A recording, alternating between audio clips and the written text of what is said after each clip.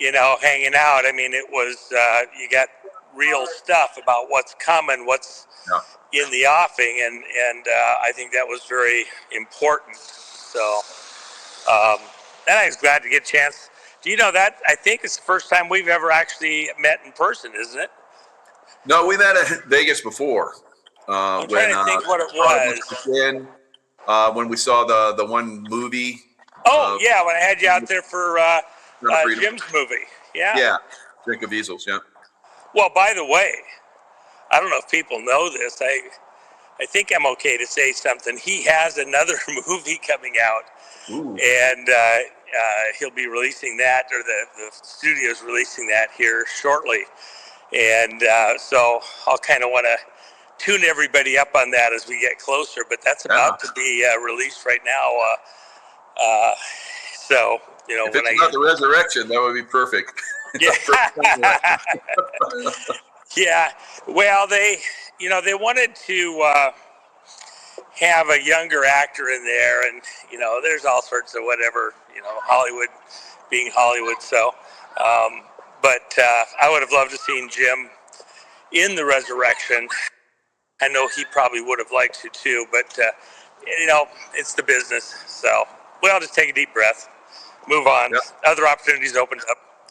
So anyway, by the way, and I don't think I've told you yet, we just committed in the last few hours. We are going to, I did the event last week. I wanted to make sure that we were there, knew what we were talking about on the Bondgate stuff, and get all the experts in. And it's such an important thing, such an important subject. And there's other stuff coming on right now also. So what we've got is we've got a follow-up to that we just committed to June 15, 16, 17 in Vegas at the Ahern. Also, it's not a huge event, about 500, but you had 100 there when I had them in last week. And we're going to have a number of the same speakers, plus a few that are additions to build this out. And that event, the 15th, 16th, 17th of June, those tickets will go on sale tomorrow morning sometime. They'll be over at Unauthorized. I'll send you a link. Okay. And put it out a couple of other places. But that event will be epic. And the tickets are $350 a piece, but we're providing meals. There's hors d'oeuvres the first night, which is a Monday night, the 15th. Let everybody get in, get settled. And we're going right into it. First, Tuesday morning, we have a full breakfast, not the cheapo, croissant or something and coffee, but, sausage, eggs, fruit, the quality stuff for breakfast the next morning. And then at 9 o'clock, we start right into the speakers, go all day. We have lunch catered and not the crap lunch, an actual for real beautiful, high quality lunch. At the Ahern, they really do a super job on the catering, and so we're going. Yeah, they got great food there. I was impressed. Well, even better than Trump's hotel. Yeah. Well, let me just say this: the problem is, and you know this from being at the Ahern, they've got some restaurants right there, but outside of about 3 restaurants within just the block, and the one inside the Ahern. It's not easy to get to other restaurants. And so, and then they're expensive.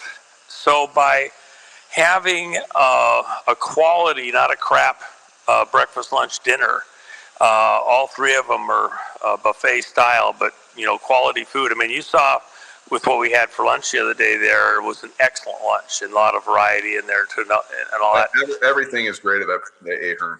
Yeah, the room, the place where we had the event, fantastic. The security there, I was like, I hope they have really good security here while I'm doing this event. And Yeah, so they pulled it out. They did fantastic. And you know, I had a number of agency people from various agencies who were there. So I'll just tell you a funny story. So a couple of them came in with sidearms, concealed, and were immediately detained until they provided their credentialing. Nothing got past anybody there at the A here. They were very right on the money. The folks did a fantastic job there. Yeah. And we'll have similar for this event. Good to hear. But, you know, the breakfast, lunch, and a nice dinner, because I want people to kind of stay there and enjoy each other's company, actually spend time, because this is it's a conclave in part. We'll have some astounding speakers there, but it's also about sharing the information. You know, when people take off, got to go somewhere else, just get a bite to eat, and then they don't get back in time, they miss stuff. It's so dense with the stuff we got that I want people to be able to get the full meal deal here. And then we have breakfast and lunch on the third day also. Wow. So that $350 covers a lot. And then we have only 130 rooms. Might be able to get 150 here. We'll know in a few hours in the morning here. Okay. But at $99 a room. So again, a very, very, very reasonable thing for what we're doing. And then, you know, we only get, it'll be about 500 people, so it won't be overpacked or something like that. It'll be a great meeting, but those tickets will go on sale in the morning. And I'll send you a link for it for folks that want to be there. When they're gone, because, and then there's a little sneaker there, you know. We're fighting hard. The situation with Tina is such a son of a gun. And, but even with what happened today in court and some other things that are going on behind the scenes, there's a fair chance we'll have Tina available to us. And she'll be the belle of the ball if we get her there. So, you know, you want to be at the first thing that she gets to be at when she's out, probably, or one of the first. That would be it. She's a very close friend. Jen and I had her at our place in Hawaii for a couple of weeks, you know, before the trials a couple of years back. And we've, you know, I was the first one to get a chance to talk with her after she did her presentation over at Lindell's thing. And, you know, we spent about 5 hours kind of wading through what was about to happen because she'd made that presentation. So we've been very close all the way along. You know, so one of the funny things is that Pat Byrne and I were both working on this, and we're communicating, we're texting, we're emailing, we're trying to sort something out. It is, you know, because Tina's case had gone sideways before the trial stuff, and looking at other attorneys and all that. And I finally leave where I'm at in Buenos Aires, and he asked me, "Where are you?" And I said, "Well, I just left my hotel in Buenos Aires." He says, "What hotel?" And I tell him. He says, "Well, that's where I'm at. I've been here for like a week. When did you get here?" "About a week ago." We're literally down the hall from each other trying to wade through the situation on Tina's case and things that need to be done. And we're down the hall from each other, didn't even know it. Communicating like we're on the other sides of the planet from each other. It was very funny. But, you know, we've been in this on Tina's thing for quite a while. And so in the course of everything else that we're doing, you know, I have high hopes, but we'll see what happens. We're not promising that. We've had commitments from several speakers. They won't be on the flyer when it's listed tomorrow. We'll add the speakers as we get in writing that they're committed, and that'll happen over the next few days. But those tickets will probably go very quickly. So if anybody wants to be at that, you might want to be Johnny on the spot in the morning and be ready to dive in. It'll be worth it. Excellent. Yeah. Look forward to it. And by the way, just so people know, let me just dive in for a second. Everybody's stressed out on Tina's situation. What's going on right now? The appeals court gave a decision, and they said that they weren't going to force that Tina gets released on the on Trump's pardon. They chose not to agree to that. They agreed that her conviction was valid, so their attitude was that she needs to, you know, suffer, for a crime, which is bullshit. And then what they did decide was that the sentence that she was given was improper. And the reason is because she has a First Amendment right to speak her mind. When the judge sentenced her, he went out of his way to say that Tina had, no remorse and made all these statements that weren't true and blah, blah, blah. Mm-hmm. Well, she has a right to speak her mind. That's First Amendment. So he told the court, the people, that she was getting a harsher sentence because of the fact that she had said all these things and was unrepentant. And so the appeals court there in Colorado said, you can't do that, that's wrong, and so you've got to re-sentence her correctly, appropriately, and that her sentence was excessive, and the judge had acknowledged that. Now, the judge has already shown, as far as we're concerned, he wouldn't let evidence in concerning certain things that should have stopped the trial from ever even happening in the first place. He just didn't even let evidence in. With that in mind, we think, he was off his rocker to begin with. But within what the appeals court has said, they're only going to consider that her sentencing was wrong. So they're remanding the case back to the judge to re-sentence her correctly without the extra sentence for, saying things that he didn't think she should say. And he's punishing her for saying them. That happened in I went to a J6 trial, and the judge did the same thing of that. And, her not being penitent and everything else, that's where the governor's saying, well, I can't pardon her because she's not, she's not penitent and apologizing for her crime and everything else. So with that in mind,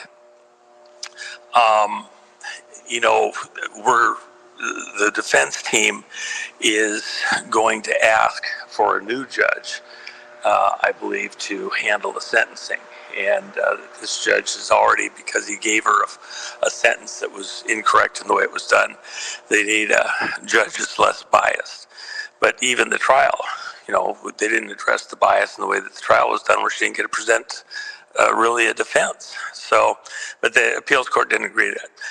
There's stuff that can go to the state Supreme Court in Colorado and be argued again. And they'll no doubt put some of those motions in also, in order to exhaust every possible remedy, if you will. And you have to do that for you can go in, any federal court or U.S. Supreme Court, things like that. What really should happen here, and is the direction where is that there should be, while she's in this resentencing period, there should be some consideration. She should have been able to get out on bond to begin with while her sentencing and her trial were being appealed, the whole thing. And they didn't do that. They didn't let her be out on bond in any way or like that. Because the likelihood is that somewhere along the way, the whole thing is going to be overturned as it gets into higher courts. But that was part of the deal with the judge involved in the trial, he wanted her punished from day one as a political statement. So, in the course of saying that, we think that has to be revisited, that there should be the ability for Tina to get out on bond while they're working through, should she have even gone to trial in the first place. So they're going to readdress that issue. It's possible that she could get released on bond. However, this judge is still the judge on the case. If it gets assigned to a different judge, might have a different attitude, etc. All of that would take time. And in fact, the appeals court says that the judge should do the resentencing within 30 days. Now, he could find reasons to take his time, ask questions, do whatever, and that's one of the grinders in this thing. So, Tina's health is not great at this point. Every day counts. Everything, the cancer, she can't eat a decent meal in there. She's lost a tremendous amount of weight, and she was a light person to begin with. She doesn't have weight to lose. And then the attacks that have occurred on her and things like that, they should have her out on bond. Literally should do it right now. Yeah. And that's what we're asking for. That said, if they don't agree to let her out on bond pending the new sentencing and further appeals that are still there, if they don't agree to put a different judge on it, I think my gut instinct, and I've kind of passed this around a few thoughts with other people, I'm open to anybody else's input suggestions, but I kind of am leaning towards maybe we need to, and I haven't done this thus far and didn't think it was, quite the right time, but I think we need to have a prayer vigil for Tina. Various places around the country. We've done a Tina Peters Day in the broadcasts, and of course you helped with that too. But I think we need to do potentially a prayer vigil, and I'm thinking that we do it in at the state house, not the governor's house, not the prison for a lot of reasons, but there in Colorado. And I'm thinking sooner than later. I'm kind of thinking, week and a half or something. And I was thinking the same thing. I was like, once the weather turns, we should start to do something like this. So that's a great idea. Well, I think part of the thing is that they need to see where the rest of the citizenry is. This is being done on our watch. Right. And there's some, really, she's never even had a traffic ticket. She's 70 years old. Is she actually a threat to anybody, seriously? And here we have this other Democrat friend of the governor was convicted of the same thing, except she really freaking did it. With the evidence that they had there, which Tina didn't. But she got a $3,000 fine, and she can work that off on a work crew with 100 hours of community service and doesn't even pay the $3,000 fine. And she just gets probation. She doesn't get an ankle monitor. She doesn't get nothing. And really, as far as I'm concerned, what she was convicted of is far worse, or agreed to, is far worse than anything that Tina was ever accused of doing. And the governor's acknowledged that. Governor Polis has said, it's disparity in sentencing. And he's a little bit concerned about it. But then, there's this thing with Colorado, at the very least, they want to get through the election and make a statement for everybody. It's a political prisoner type thing. And that's just not going to cut it. And so I think we have to make our feelings on this better understood by, and I would come in prayer. I wouldn't come, stomping the feet and threatening or whatever, I would come in prayer. We're there because at some level this is a spiritual thing. Yep.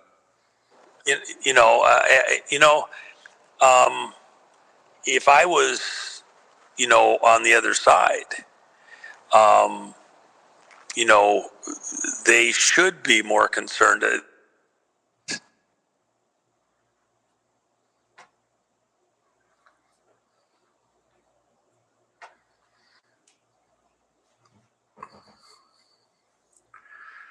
Yep, they should be more concerned on the other side, no doubt about it, especially if we show up in numbers.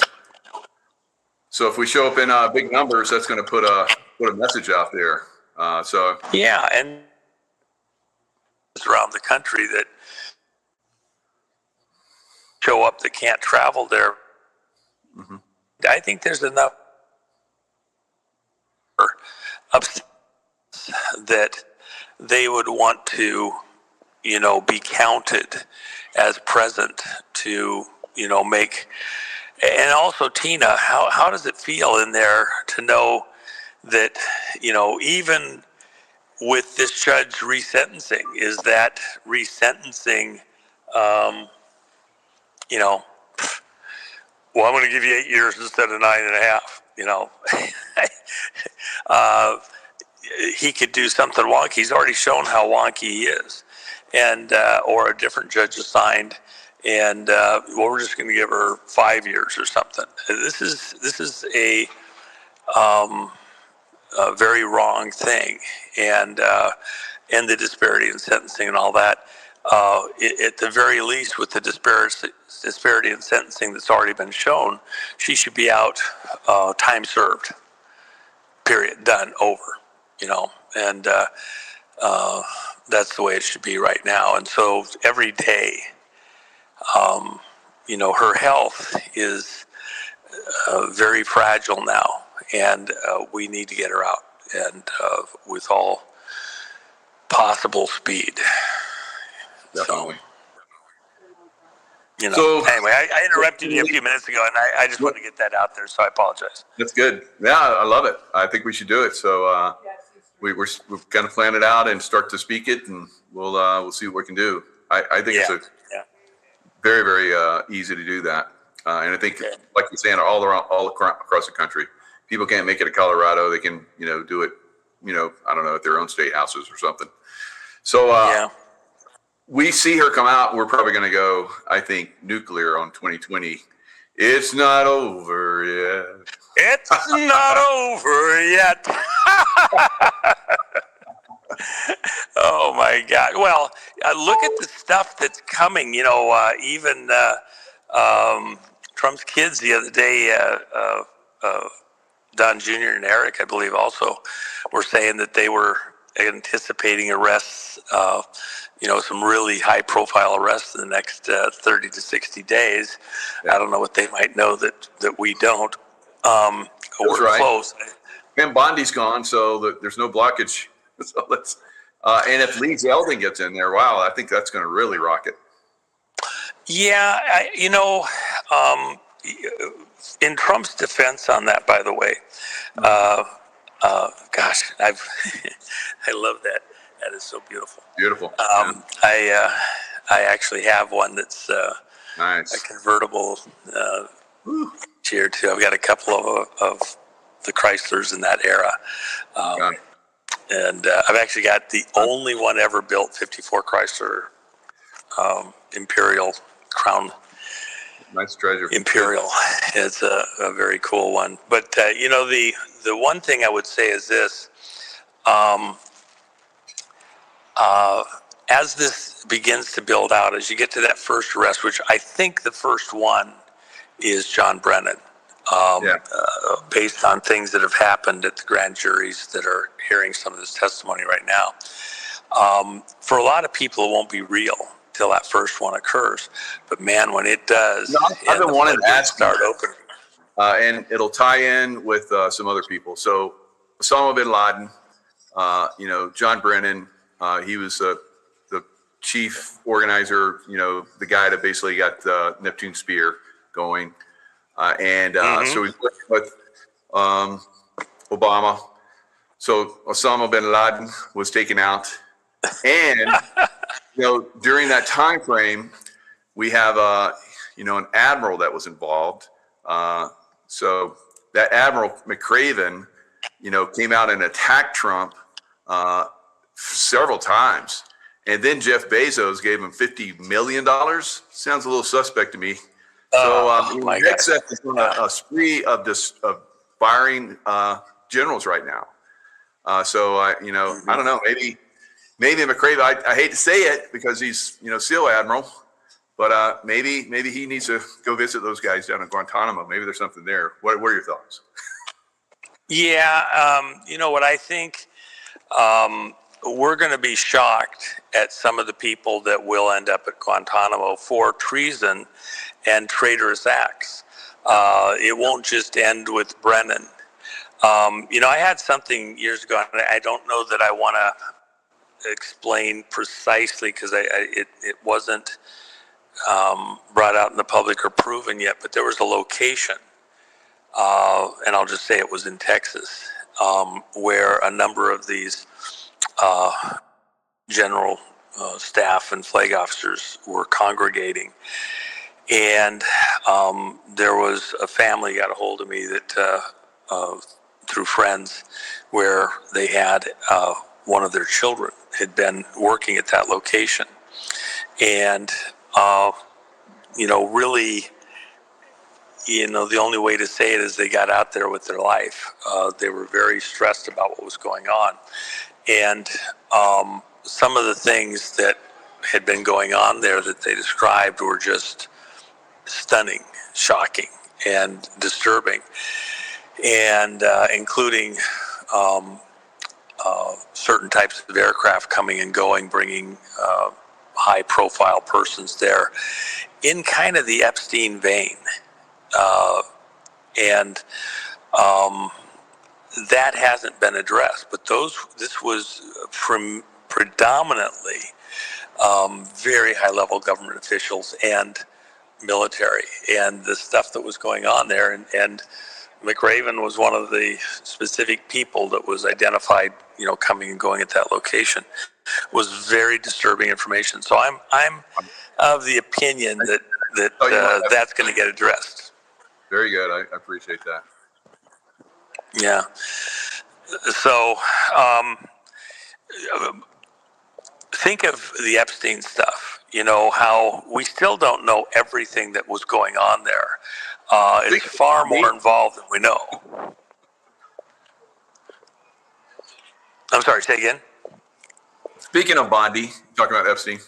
Yeah, yes. Well, and what I was going to say, you started a second ago, and I started to answer something. Here's the deal with Bondi. You have to remember that as Trump came into office, he needed to get the ball rolling, and you had an adversarial Congress.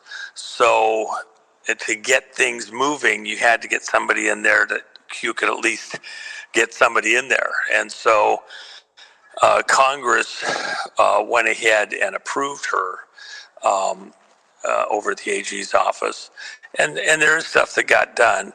The other side of it is, there's a lot that's happened behind the scenes. While everybody's had their attention on Bondi and, Blanche behind the scenes and, Cash over at FBI and like that, there's a lot that didn't get done. And yet, behind the scenes, we've been knocking things down, for example, going into Venezuela and Iran and some of the operations there. By the way, the Kaisers had this unique feature with the windshield. They would do this little dimple like that. And I had a four-door Kaiser like this for a while. Fun car, very, very unusual. So the thing about Bondi, Cash, some of these other people that were in these offices, it's what got us rolling. But I always said privately, I probably said it to you, that I felt that they were placeholders that would be replaced as we got further into the battle, that they weren't permanent in those positions. And now we're in a much different situation where we can begin to trade people out. And it's in preparation for what's coming with these high-profile arrests and prosecutions. Bondi, clearly in the Bush camp, all the way through, and protecting people, kind of a placeholder, not wanting to get to the next level. She, mission accomplished. Trump didn't have to, let her leave with dignity. She's got a different job, didn't have to, don't let the door hit you on the ass on the way out type thing. Let her, leave in a certain way. And then, but now we're on to the next phase. As we move into this prosecutorial phase, it's going to get epic. And then the one thing that everybody needs to kind of keep in mind also, even if an arrest, the prosecution begins in the criminal justice system, Article 3 courts, doesn't mean it has to stay there. And we're going to get to military tribunals because of the treason and traitorous activities. So you can lie to Congress, you can do stuff like that and get, prosecuted in that vein, get things rolling. And then you still have plenty of room to raise the bar as we get further along and move into the military courts. And that's exactly where this is all going. So you think she's going to get a show like Dan Bongino and continue on, or? I don't think that I don't think the public is interested. She may get something like that, but you make your bones, and you might be stylish, have a little flair, whatever. I don't think the public is in the mood for that at this point in time. And by the way, this is an 8-cylinder, okay? Had a straight 8 in it. So that's a big deal. It's a Buick, Buick and Oldsmobile and Pontiac. They all made a big deal out of whether you had an 8-cylinder or 6-cylinder. Like my Oldsmobile is an inline 8-cylinder. It's so cool. You open that hood. Look at how long that hood is. That hood's a mile long, and so they had to have it because the motor isn't a V. It's a straight 8 in there, and they had lots of torque.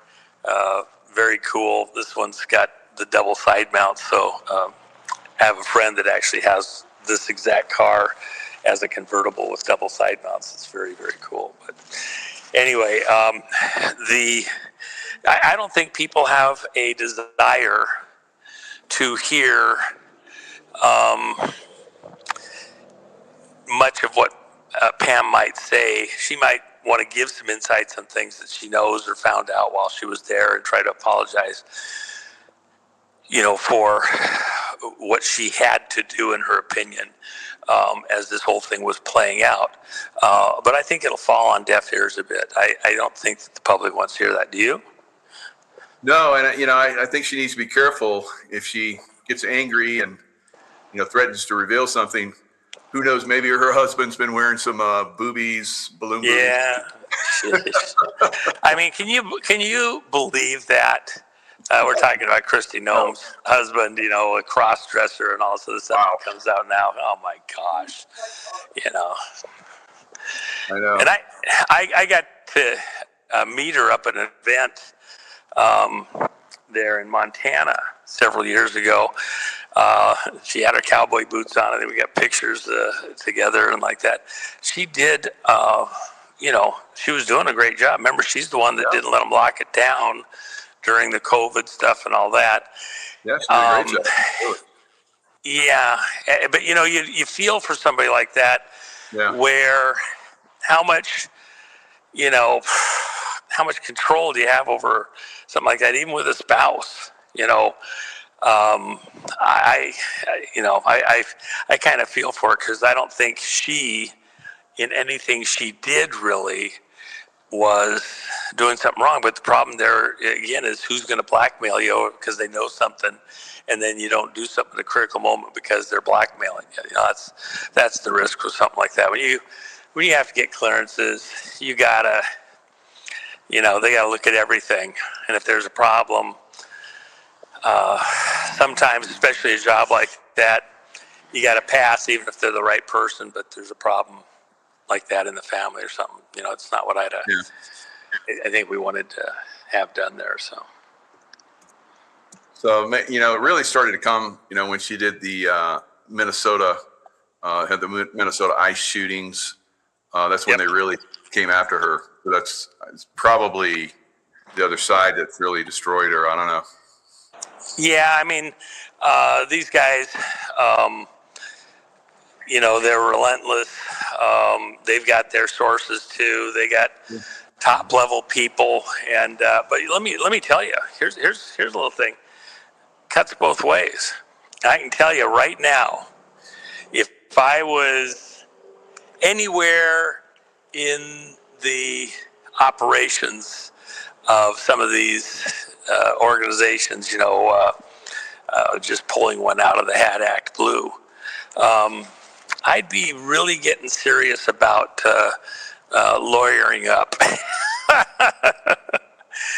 Things are, you cannot get away forever with some of this stuff, and shit's getting ready to, roll downhill, and they may not be as protected as they were during the prior administration, or even while we were kind of getting our sea legs in this administration. Things are about to take a different life.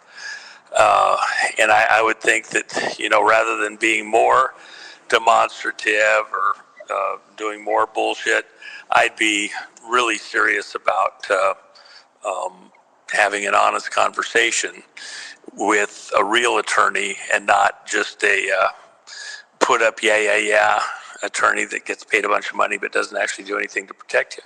Because these people are going to need real attorneys, is my opinion. So. I agree. Yeah, definitely.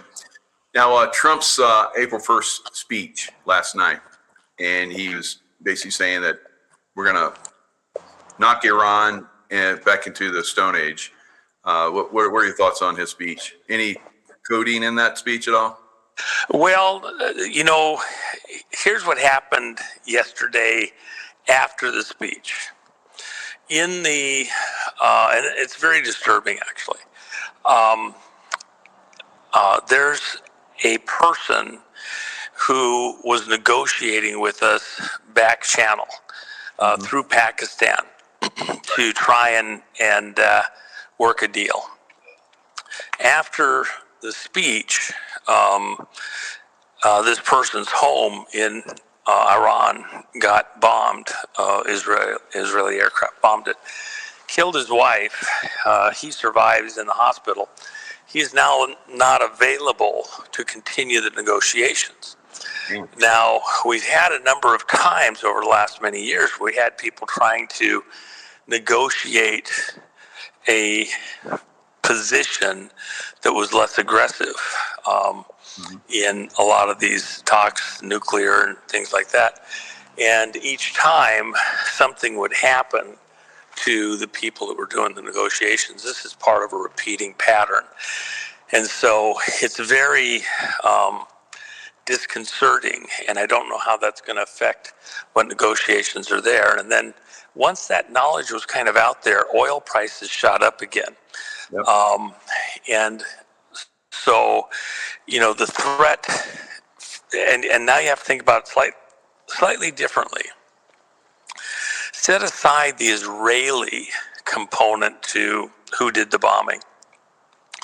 From a globalista standpoint, the way that they want to sidetrack and derail what Trump is doing there is if energy prices go up radically, it causes problems in the U.S. economy. If you remember back in 2008, when the crisis before it actually hit in the banking crisis, the housing crisis, et cetera, in 2008, energy prices went up radically. And that's what triggered the slowdown in business, travel, airlines. Then it started to hit the housing market. Next thing you know, Bush is on the TV telling the world that we were within 24 hours of a catastrophic meltdown worldwide within the financial system, that if they hadn't stepped in and injected, unfathomable amounts of money that we don't even today know the full number, that the world financial system would have collapsed and we'd have gone back to the Stone Age, essentially, because you couldn't put it back together again. Unlike, if you have a jacket and a seam comes out, well, you just go to a seamstress and they sew the seam back up. You don't even know that anything ever happened. But when it comes unraveled in lots of places like that, you don't just fix that with a seamstress. It's damage. You put a big patch over the elbows or something like that, but you're pretty much toast. This kind of coming off the rails within the world's financial markets would have been something where we would not have put it back together again. So, and they said within 24 hours. The situation with oil at these higher prices like this is very, very, very disturbing. And in stopping the negotiations by killing this guy, the likelihood you're going to get to some kind of an agreement goes down radically. Who's the guy who's going to replace him? And by the way, if the guy that was trying to do the negotiations gets killed, are you the next guy up? You want to get killed? Yeah, exactly. What's going on? So I mean, how do you operate in order to protect these people? Did anybody see it coming? And I don't even say just because it was an Israeli aircraft that did the bombing, it was very precise. Who really benefited? It's this globalista. It's this crowd, the Davos Club of Rome, Atlantic Council, CFR, 50 organizations who benefit because we can't get to some type of an agreement in Iran. I can guarantee you that Trump is going to be very aggressive in that environment, but it's not like it didn't throw a monkey wrench in there. And oil prices shot up, like $15 after he was killed. Most people had no idea why, but it was getting down to reasonable, headed the right direction because of Trump coming up in the speech, what he said. And then this happens, like, oh, shit. And the price is spiking because now you're on, And for the Iranian people, the motivation is that they somehow take action to get control of their leadership to stop this because it's their facilities. We said, well, take out every freaking power distribution point in the country, every last one of them. Bombing back the Stone Ages, yeah. How cooperative are you going to be? How cooperative are you going to be then? So, that's the threat for them. That it won't be minor. And the other thing is this: you think Trump is kidding? You think Trump is going to just shine it on if this war doesn't get done? He has a lot in play in this because what he's doing is eliminating locations around the globe where the deep state, who this is really a fight with, where they would try to take the attention of the American people with drama in North and South Korea, drama in Asia, the Asian financial markets, drama in South America and Hezbollah and ISIS and the IRGC doing stuff in South America, the Cubans doing something, something in the Mideast, something in Africa, and the world's attention is drawn away from arrests. is drawn away from revelations about the vote fraud and things like that, even people going to Gitmo, that's serious. So he's eliminating the opportunity to play ping pong with our attention and take it away from domestic crisis, which is, the fraud at elections and people in office who are not there legitimately. And then the fraudulent attacks into the economy, like you heard with the Bondgate stuff and like that there at the conference last week. So Trump is eliminating all that so that the news and the people involved there can't pull us off point as we move into this next phase, very domestic, going after the 2020 election fraud and frauds in 2022 and 2024 in the election cycle also. So once those things are under control, and Iran is one of the critical ones, then we proceed. Now, does it delay things? I think this did. I think even though he was talking being done with the things in 2-3 weeks, and we got new AG coming somewhere in here, we have a temporary one now. I personally don't think we act, you might get an arrest here or there to throw some red meat on the plate, but I don't personally think we get to the stuff we're really concerned about until right after July 4th of this year and the 250th anniversary. He's called the country to prayer, to come to the National Mall May 17th, and which is a Sunday, by the way. Have the country in the spirit on the Lord's day. That's a quote from Revelations. John was in the spirit on the Lord's day when he had the entire revelation. The revelator, John the Revelator. And we have then 49 days, including the 4th of July. So we have the 17th through the 4th of July, 49 days. And it's not about just having like a big national prayer day or something like that. It's a season of prayer to rededicate America to God's purposes. President Trump has said from the day he was of the inauguration and in his speech there that he believed he was saved through Butler and other things for a purpose, and therefore he wants to fulfill that, and he was saved by God himself. Okay, so he wants us all to rededicate ourselves as a people, a nation, and show up and be part of that. Like couples sometimes re-say their vows, rededicate themselves to the marriage. And then the additional thing that is not widely understood, okay, that's 49 days. By the way, President Trump had his number that things are kind of around him seem to revolve around is 7. So Trump was 70 years old, 7 months and 7 days on planet Earth on his first full day in office back in 2017. Not on Inauguration Day, that was only a half day, and he didn't get much work done. He didn't start, till 7 o'clock in the morning the next day. So 7. And this is, interesting within this, 49 days from May 17th. Why did he pick that day? Well, it's 49 days till the 4th of July.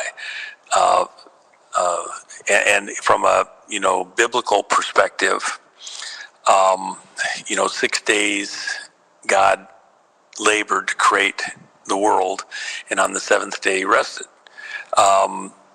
And 7's considered a number of completion, perfect day, things like that. And then the new day starts on the next day, which is, Monday, the 8th day or whatever, if you want to do it. 8's the number of new beginnings.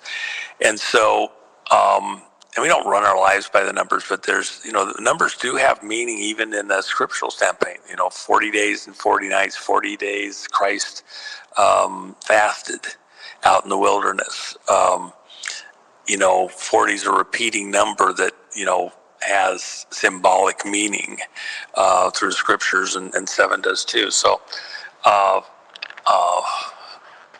7 weeks brings you up to 4th of July full days, that 49th day. But the interesting thing then is the other number that's right after that is 50. Well, in the biblical context,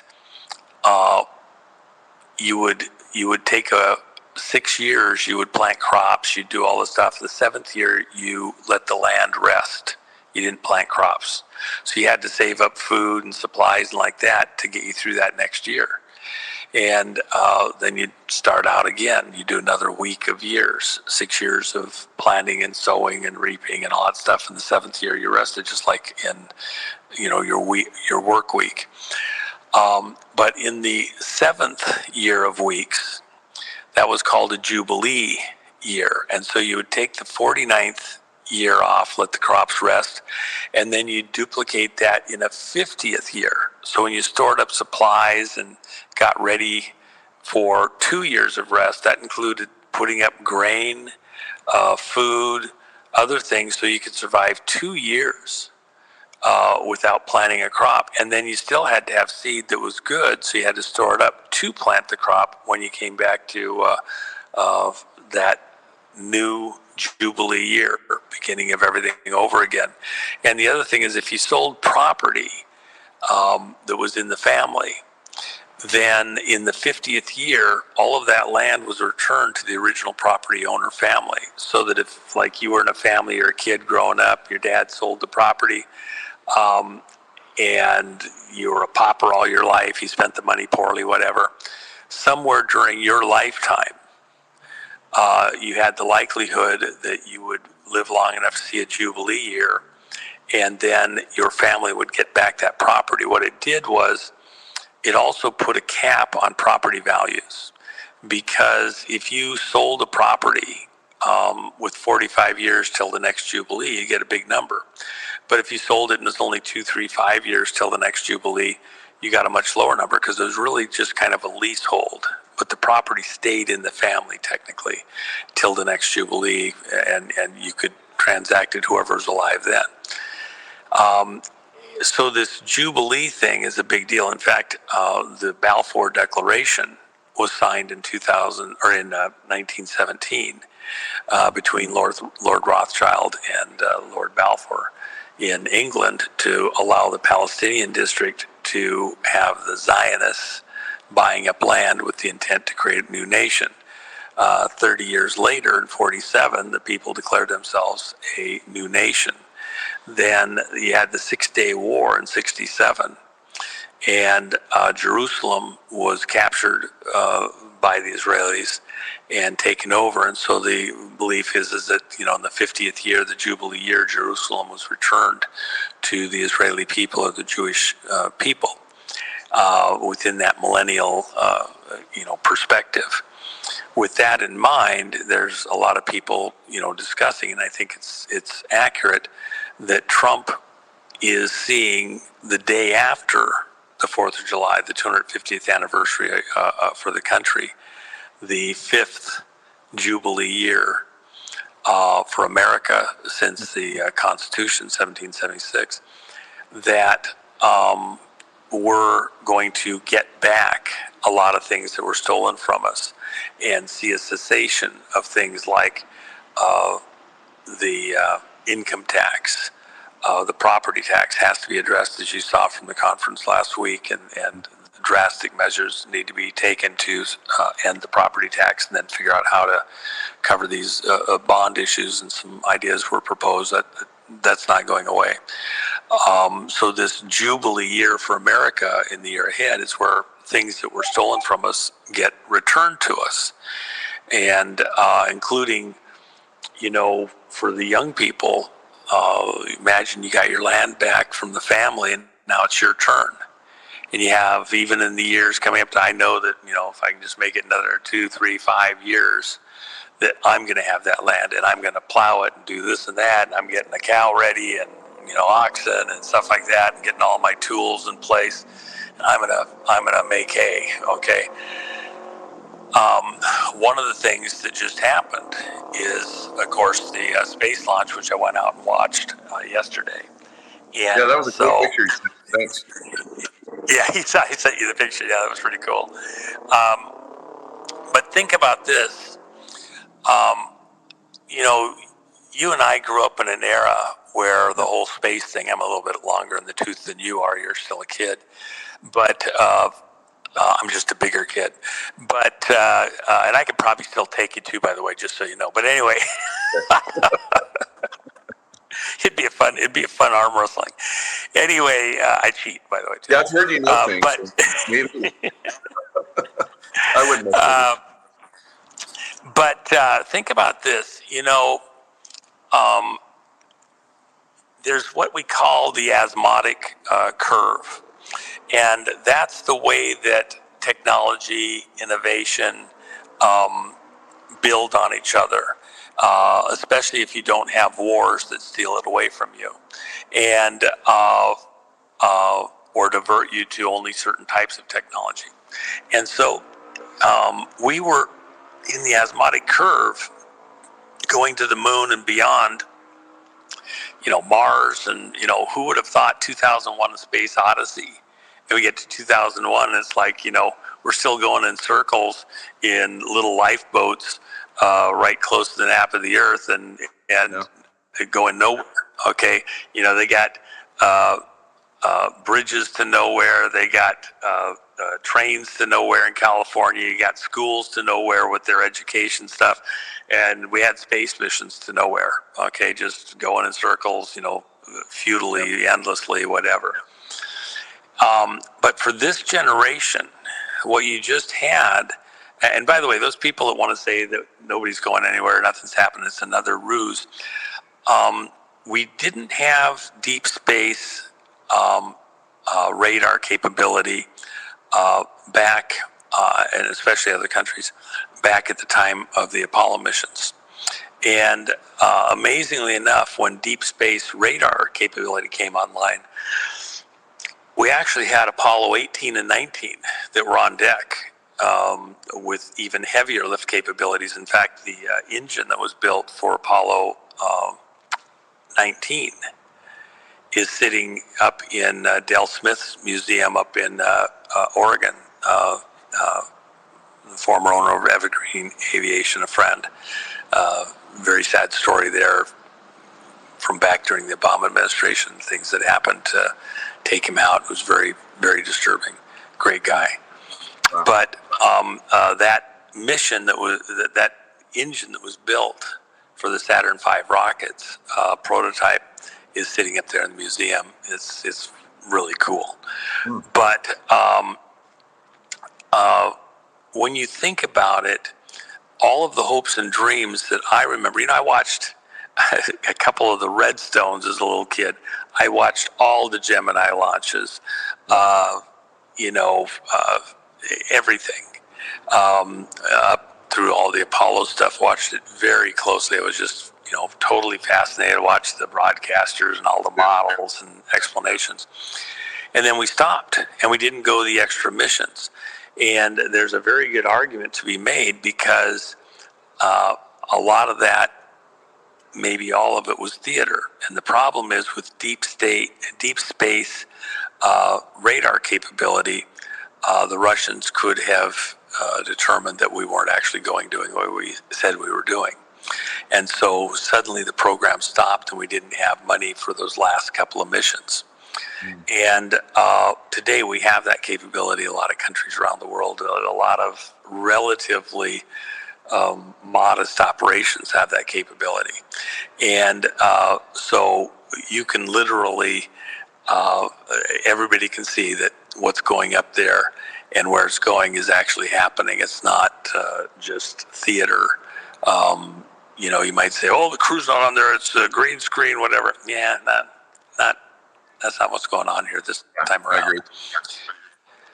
So Trump started this program and he wanted to put men back on the moon in his first administration. So here we are. It's amazing. It's going to take our technology to the level and make America even greater than we already are. So I love it. Well, and part of it, I think you have to dial it in this way, Michael. We had several generations, more than just your and mine, where that future that was promised to us, that we were dreaming about, going to Mars, going out and mining asteroids and things like that, was stolen from us. And the advancements didn't find their way into the rest of society and life.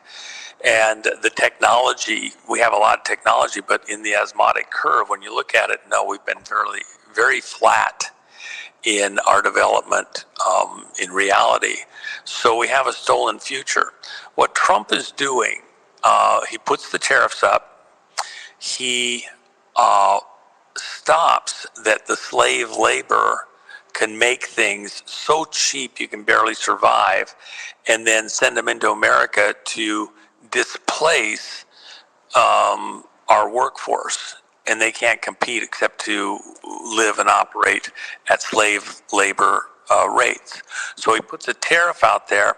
Now, companies that want to be in business, they have a baseline. If they want to send slave labor stuff over, fine, we're going to put a tax on it that's high enough that when businesses go to buy stuff here in America, the tariff's high enough that they'd rather just buy American. It turns on American business. It gets people back working again, brings the technology home, builds out the industrial base in America as opposed to elsewhere, and then provides jobs that are decent, well-paying jobs as we build out the American workforce. And then what you've seen here with the space shot, going back to the moon, we're not just going back to the moon.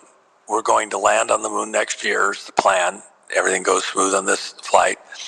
And then build a presence on the moon, a permanent base on the moon. Ooh, yeah. So that we're no longer just coming back and forth. Instead of building the space station out, we're building a moon base. And, for example, I had somebody that just graduated from a mining course, a 4-year mining course here in the U.S. Mining is a very advanced, complex thing to do it right. There's a lot goes into, mining for different things that you need, the strategic metals and things like that, latest technology for the best mining practices, things like that. And I mentioned to this person that was graduating just a couple weeks ago, I said, you ought to actually think about adding some study about mining on the moon or mining on asteroids. In your lifetime, that's going to happen. When we get back to the moon, what are they going to do? They're going to be looking at it to dig holes in it and mine stuff there. And even if you're building out a moon base to use materials that you fly from Earth to the moon, no, you're going to go up there and use the materials that are available there, which is mostly glass, sand on the surface and stuff down deeper. Imagine getting ready to go be not just an astronaut, but an astronaut miner. Yeah. And then the other thing is that they won't stay up on the surface necessarily. They'll go down, a few meters, few dozen meters, whatever, and they'll build out their facilities down lower out of the cosmic rays, out of, some of the other areas. So they'll be building under the surface of the moon, not right on top. And by the way, Howard Hughes believed, just so you know, that the moon was actually a giant spaceship, and was pretty verbal about that at different times, and believed stuff was built out under the surface of the moon. Now, here's a little thing that a lot of people don't realize. Hughes Space Systems was sending up lunar landers and photography systems to document the surface of the moon in the period before our astronauts, supposedly went there with Apollo, and those were sending back all sorts of data. So he may have known more than he was putting out there, by the way. I never knew that. It's pretty interesting. Wow. Yeah. Good stuff. So, in fact, just so you know, for everybody in the audience, there was a movie made. Remember, Hughes had RKO, the movie studio.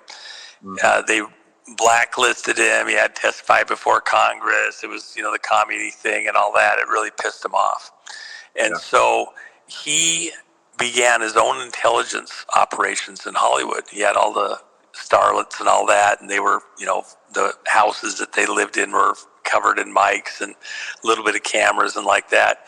And they all had their boyfriends, the Hollywood people, and a lot of communists were there in Hollywood.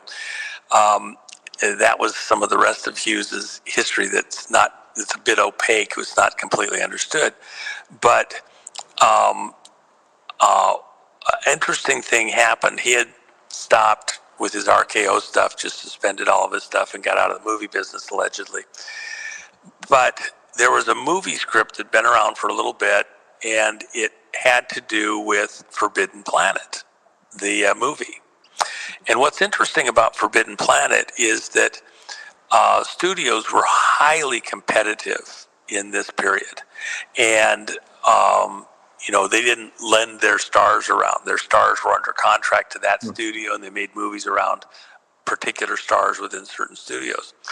But when Forbidden Planet, that script came around, you had 3 different studios agreed to lend their most important stars to that movie. And to be part of it because the subject matter was so important. And then the imagery that was included in the movie, the tetrahedrons and all sorts of other stuff. By the way, in 2001: A Space Odyssey, the obelisk, this door that you see floating off in space, and it's there on the Earth with the monkeys and up on the moon with the astronauts and all that, and then out at Jupiter. That wasn't supposed to be like a door. It was supposed to be a tetrahedron in the book. It's a tetrahedron. It's a 3-sided pyramid type structure, the simplest thing, a shape that can exist in 3 dimensions. It's the first Platonic solid. And so Plato had the 5 solids like that. So that movie was really important because you have to think in terms of you're building out the psyche, the way that people think, and especially, think of the kids showing up at the movie. The movie came out in 1956, so you're showing up in Dad's 56 Ford convertible to watch the movie. Your 54 Chrysler Imperial convertible to watch the movie at the drive-in. And it's putting all this imagery out there, the hot babe in space, tigers, and all sorts. It's a great movie. It's like one of my very, very, very favorite. It is absolutely the top 10, one of the top 10. Yeah. And Robbie the Robot. You remember as a kid seeing Robbie the Robot? Oh my gosh. Get your imaginations going. And not about the girl, the robot technology. Anyway, so those studios agreed to work together to make that movie, lend their stars to make the movie. And because the imagery and the imprint on the psyche of that generation was so critical. And then the reality is it isn't a planet far, far away. It's right next door. It's the moon. So that ain't no, planet. That's a spaceship. And that quote actually, I believe, comes from Howard Hughes. That's the first time I heard it, long before he ever had any of the other movies. Very interesting. Now, I know you've talked about near-death experience for the United States. Is there something that could, now that we're seeing all this, alien stuff that's coming out now, everybody's talking about it. You think they're going to do the Project Bluebeam on us to try and, stop our progression? No. And here's why. It's not time yet. Within that crowd that wants to do that, this globalista crowd, they know that it's premature. And in fact, what they have, in their internal conversations, people that have discussed this other places, kind of know the inner workings, what they want to do. They, and you even see it in the movies. Remember, the movies are intended to program you to prepare you mentally to accept a certain narrative, and you think you're hearing it the first time, it's new, and yet it's kind of already been there within the movie thing. Even if you didn't see the movie, it's in the rest of the conversations. So, for example, Thor in The Day the Earth Stood Still. What's the premise of the movie? That, and they, of course, did the remake, too, by the way, from the 50s movie to the one in the 80s. What's the premise? The premise is that because we're about to destroy ourselves with nuclear weapons, and we're a threat to the rest of the, planetary whatevers, that we have to be taken out. We have to be destroyed because we're going to destroy the neighborhood. Okay. And we're destructive people. And, if we're not put in check, then we continue to develop and go out and threaten the rest of the global neighborhood. And so there's this attitude that they have to stop us. And there are heavenly cousins.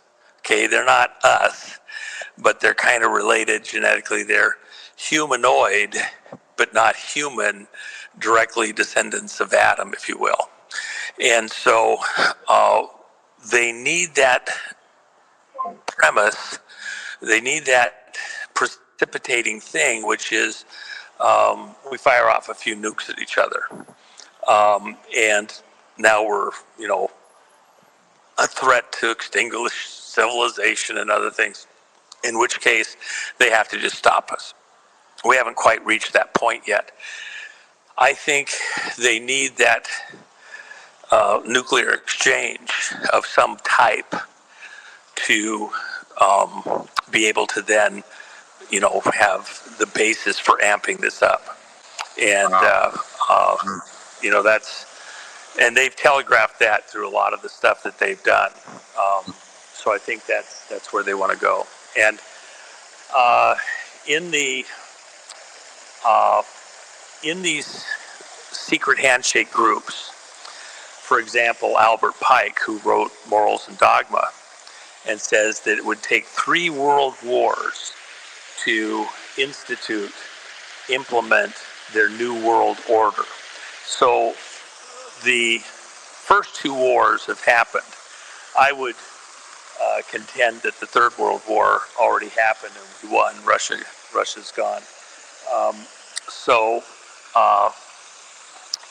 Then you're back to this is the 4th one coming up. But in their math, they still need a Third World War. So let's go with their numbers.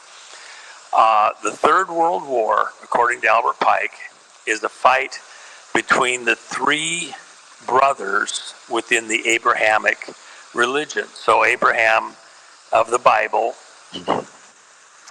family of Adam.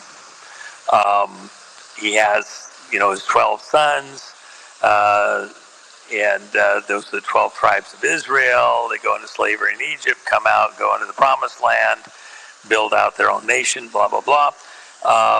And they're the Jews, the Christians, and then, by the way, Abraham had a child by his handmaid, Hagar, and that's considered the father of the Muslim tribes. So Judaism, Christianity, and the Muslim faith are all technically brothers, half-brothers, back to Abraham somehow. And so what Albert Pike proposed, and you have to remember, he wrote the book Morals and Dogma. It's kind of the Masonic Bible, if you will. And Masonry is really the core of Washington, D.C. Every building, every structure, the obelisk, the Washington Monument, everything. It's all Masonic codes and signs and secret handshakes and underground rooms and all sorts of things. So Albert Pike wrote his book in green ink. And he says the reason he wrote it in green ink is because it was to honor the spirit that taught him everything, and then he wrote it down in the book, this Bible for Masons. And why green ink? Why the green spirit? Well, for he hid amongst the green leaves of the trees in the garden. The devil, Satan, Lucifer, the green man, goes by 1,000 names, chameleon-like, while he was waiting to beguile Eve. So Albert Pike writes the book in green ink, and he says in the book, right in the middle of the book, he says, "Let there be no misunderstanding. The God whom we serve is Lucifer, the light bearer." Okay, they're Luciferians. They're not agnostic. They're not just nice. It's a religion. Okay, and in their religion, they believe that if they start a war between the three half brothers, children of Abraham, that's why it's called the Abraham Accords, trying to bring peace in the Mideast. If they start that war, that we take each other out, and then they step into the gap. After that Third World War between the three Abrahamic religions, they step in and they put a person on the throne in Jerusalem to stop any further fighting, who is considered or purported to be of all three lines, of the line of David for the Jews, of the line of Muhammad, and of the line of Jesus through Christianity with their stories of, babies and all sorts of things.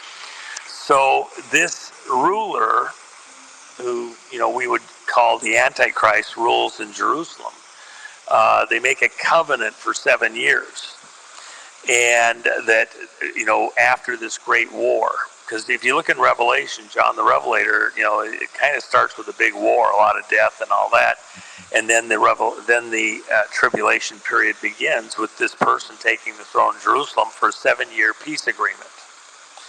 And halfway through the peace agreement, somebody violates it. There's a threat rises out of an area of Greece, a different name at the time, and as on eagle's wings, and so he has to flee the throne, and then the rest of the fight all the way up to Armageddon occurs. Some people believe we all get beamed out, the Christians get beamed out in a rapture, some at the beginning, some at the middle, some at the end. By the way, I'd rather be ready to stay and find out I'm leaving than ready to go and find out I'm staying. So I'm a post-trib rapture person, but it's irrelevant. People, there's some very good conversations that can be had there to, chew the fat on that stuff. But with their mindset, their way of reasoning, they believe that there's a great war.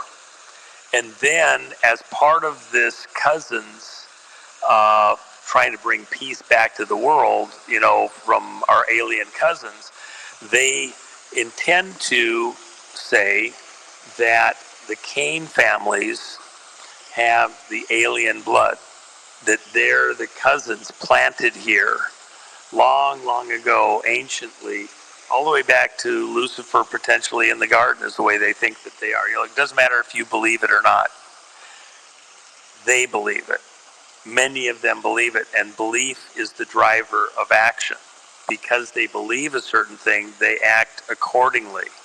So belief is the driver of action, and they're working based on their beliefs. It's a religion. So they believe that by setting up the world with a war, and then that creates the pretense for being able to put one of their family members on a throne who has reptilian blood. Well, what's the reptile? Satan, Lucifer, the devil, the snake, the serpent.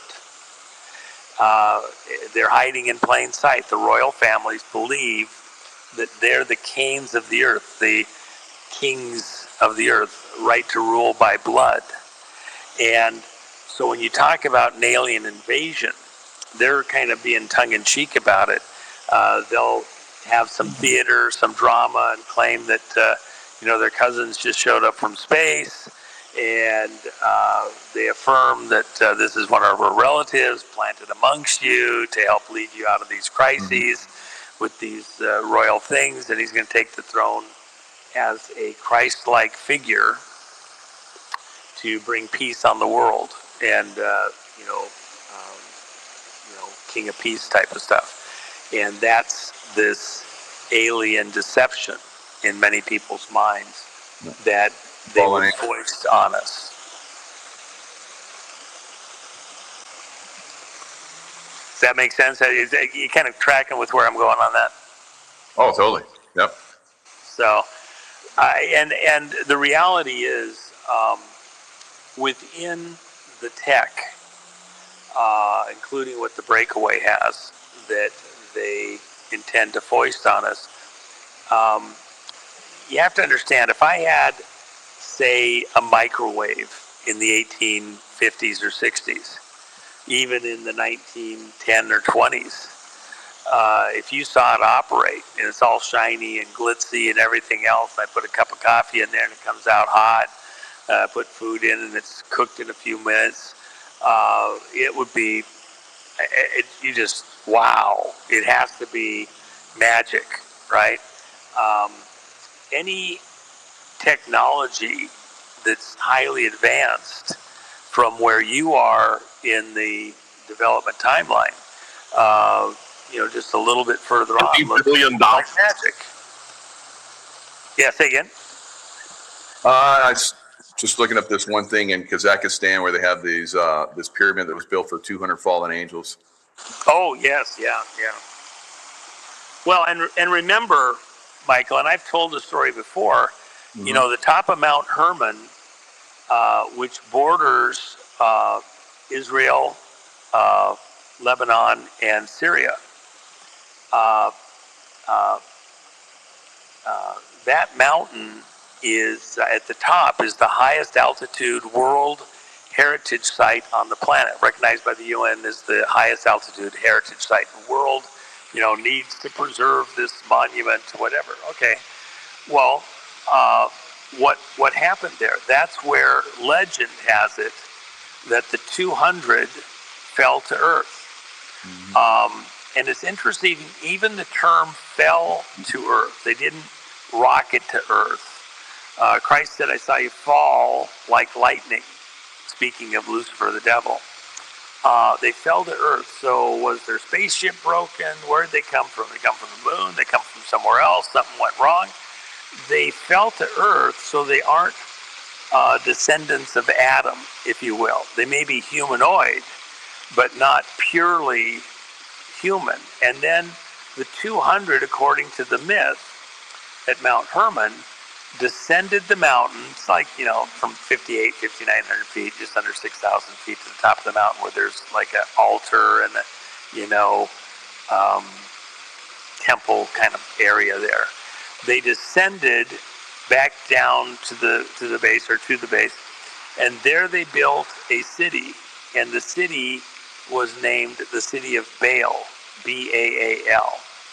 And in the legend,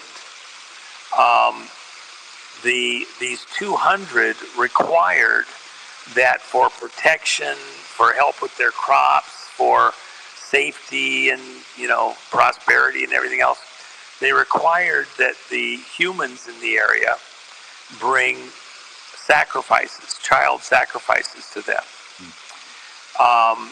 And so the city of Baal was a place where child sacrifice was practiced.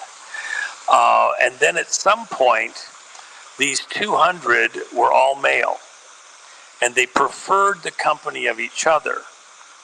Might have been gay or bi or whatever, but they realized they were going to die and wouldn't have any offspring. So they made a covenant amongst themselves that they would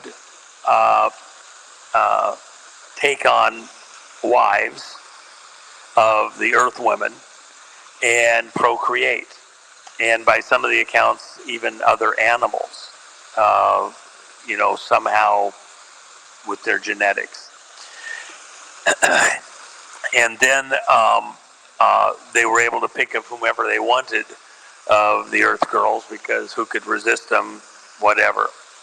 And then the children from those relationships were people of stature. Something in the genetics made the children taller, smarter, bigger, more muscular, whatever. And so they were men of stature, their offspring, and lived in that area. At some point in time, the people of the region revolted against these people and destroyed the city of Baal. And they only left one archway intact, which was an entrance. And archways are considered to be like a portal in the occult. On one side is the physical world, on the other side is the spiritual world. Well, if you had people that fell from heaven, fell to the earth, that were hyper geniuses or whatever, were they gods? They could almost appear godlike, but if they had technology with them, it might have appeared to be the technology of gods, but they were really just very advanced humanoids, not human. And so there was only one portal that was left, one archway, and as part of that World Heritage Site thing, it was intricately mapped, photographed, copied, and then ISIS at a certain point with the Syria stuff and like that blew it up. Well, the copies have been paraded around the world as art pieces, and Hillary in 2016, coming up on the presidential race, wanted to speak in one of the archways that was over in France. They wanted to bring it over to the U.S. and let her speak there in New York in this archway just prior to the election. And I and many other people screamed bloody murder. Why would you want to speak from this archway that is a memorial to the city where child sacrifice was practiced? How does that make sense? Is that who we are as a people? And eventually that was shot down and she didn't get to do that. But that's that crowd. And by the way, Hillary is a certified car-carrying witch. So, and I know a lot of the people in the audience, I've said this before, sometimes you got to hear it a few times to kind of register. And so in the context of is there aliens? Are they on their way? I would contest you're looking the wrong place. These people that are pushing that agenda are getting ready to do some type of a magic act, an optical delusion, to convince you of something that's not actually what's going on, and that with sleight of hand, that our cousins have come to save us. Project Bluebeam projecting supposed spacecraft like they did in Arizona in the big flyby that were literally just holographic projections, and that they looked so real, but it wasn't true. It was intended to see how effective the technology was to simulate, we're being invaded, and we give our whatever over to our space alien cousins who are here to protect us, and la la la. It's all a lie. It's bullshit. Well, thanks for coming in late and staying up late, Juan. And that was a great car show and a boat show. Wow, you always do something great like that. I appreciate it. Well, this is the Orlando Car Museum. I'd encourage anybody that's never been here before, maybe people here in Florida get here fairly often. They have an absolutely stellar car collection here, and lots of just fun stuff. They're not all restored. They have a number that are restored, and quite a large number. What was scary, I was going through, well, I've had that. Well, I've had the cousin to that one. I've got one kind of like that. I'm going through, I've had a lot of these, or I still have them right now. So, and I really, I love the technology, but, let me just leave this one thing, Michael, for the audience. I started to say it a second ago. What Trump intends to do and is trying to instill, and we have to take the ball and run with it. For the kids of this generation, he's trying to light the fire.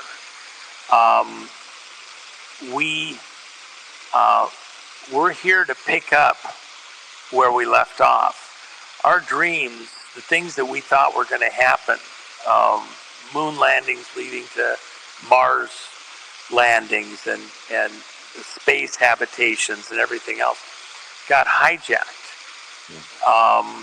And he wants to reinvigorate the dream, just like the kid with the mining. Hey, consider space mining on the moon or asteroids, something like that.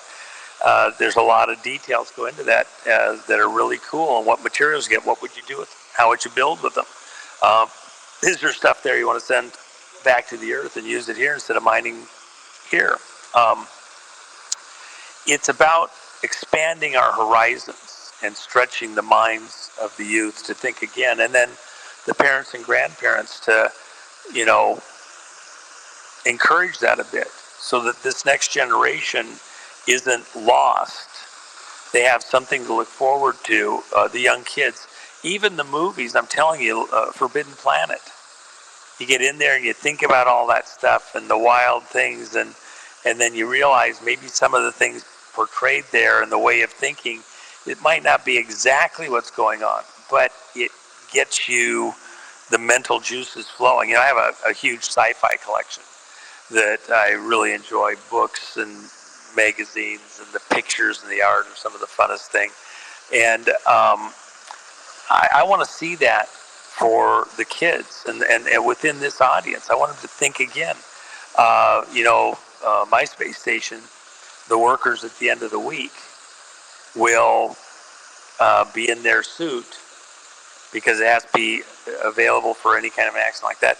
And they'll just walk off the side of the station. It's a 9-minute ride home.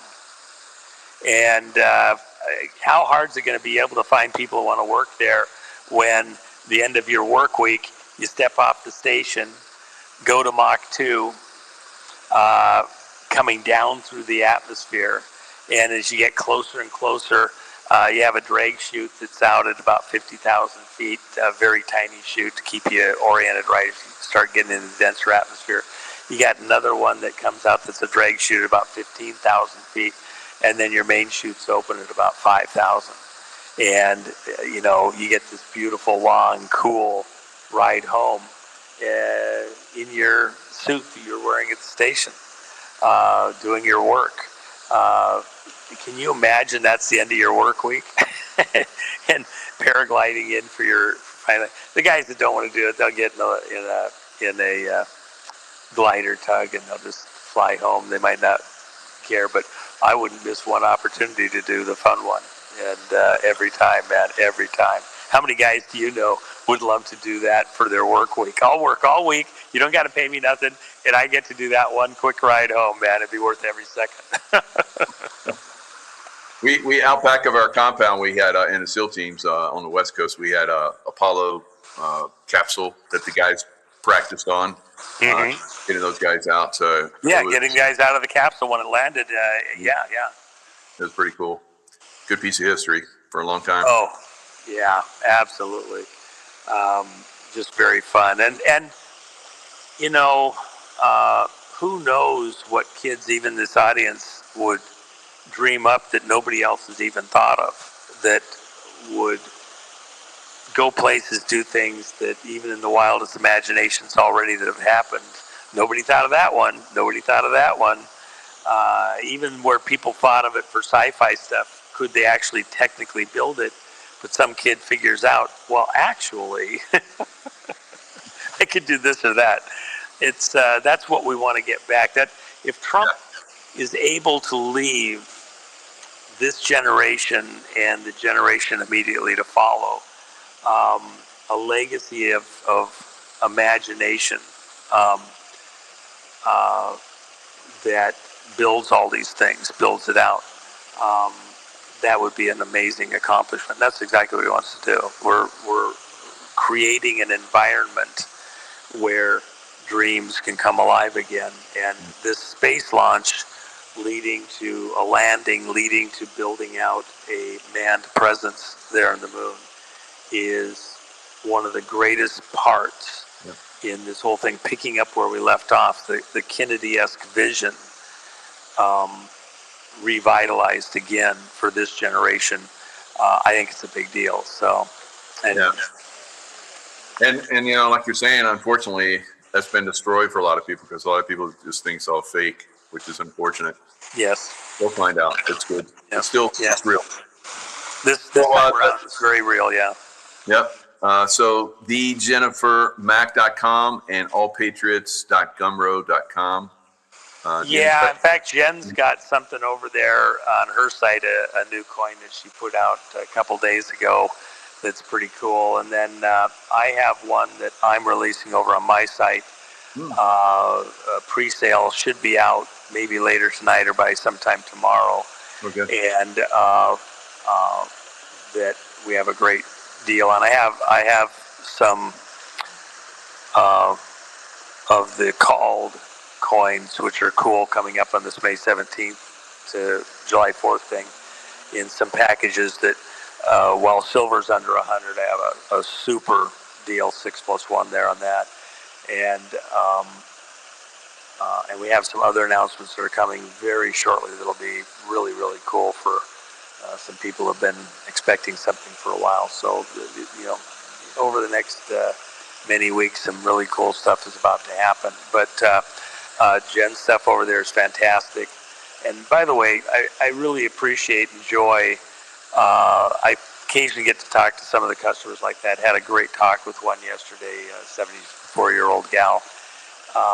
Your audience, and she's out of your audience, you got some of the greatest people listening to your show. And she was sharp as her tack. Her husband coming into some Alzheimer's, but was a Air Force officer, detective most of his life.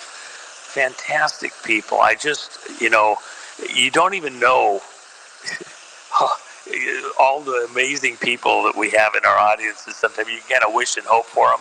And then when you get a chance to talk to them, wow, just incredible. Just a super person. And you and I are well served by these fantastic audiences. So really are. And Tracy wanted to ask if you would say a prayer at the end. Oh, absolutely. Especially thinking about Tina here. Yeah. Father God, we are so thankful that we're still here. Many have fallen to the side, haven't made it this far. I thank you for Michael, the chance to spend time together, break bread recently, and what's coming here in just a few weeks with the event in Vegas. We thank you for keeping us healthy, giving us clear minds, angelic protection, that we're still here, getting to pinch ourselves as we see things changing and coming about that we thought maybe we'd missed it, wasn't going to happen in our lifetime. And we thank you for President Trump, the people around him, the generals behind him, fighting to restore a way of life here in the country that it looked like we might lose. We know there's hard days still ahead, and even the possibility, likelihood of some kind of a near-death experience for us as a people and individuals, something out there. The enemy has lots of bends and twists that they'd like to throw at us. But we ask for favor, Father God, that you would incline your ear to us and deal with us gently and mercifully through these things with your protective hand.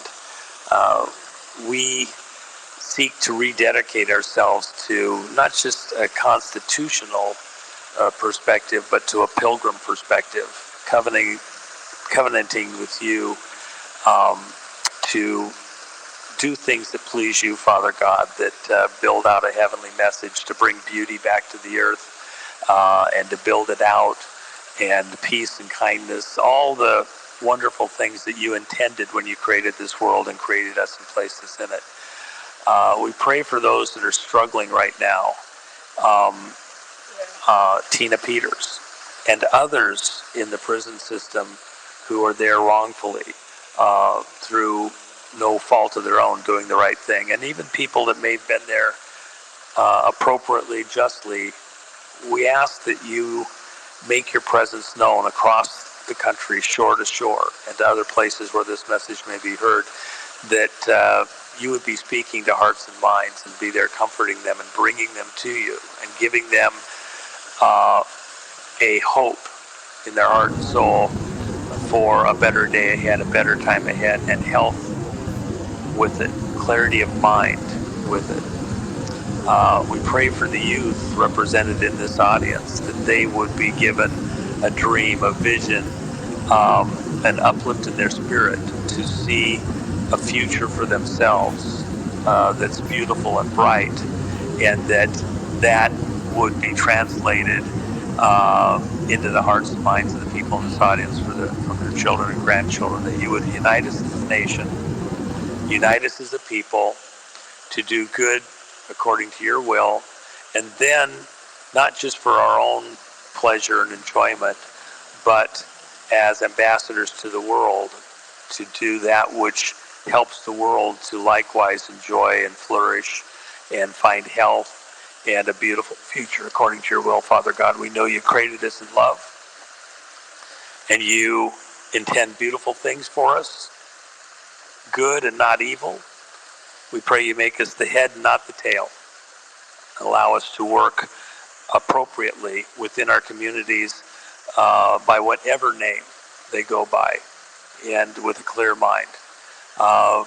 And that there would be salvation by the blood of Christ for every person in this audience. They would understand why you came, Christ, to wipe out sin across the world by your blood, taking it on yourself and cleansing us all, that you have a plan for every last one of us. We pray for your mercy, your grace, your protection, your provision, your life, your light in our heart and soul, and protection from those that would steal it from us. Pray all that in Jesus' name, by the blood of Christ, make it so. Thank you, Father. Amen. Wow. That was amazing. That brought tears to my eyes. Thanks, Juan. Hey, I really love you guys. I'm very thankful, really seriously, to have a great host like you, a great audience like you. I always say it, but I actually really, really mean it. So you guys are the best. And for Tracy, very thankful for all your extra efforts to keep Michael and me on the path. You know, if I didn't have Jen doing the same thing over at my side, you know, who knows what kind of trouble I'd get into day to day. Unsupervised. So, all right, anyway. Juan. All right. Appreciate all you folks.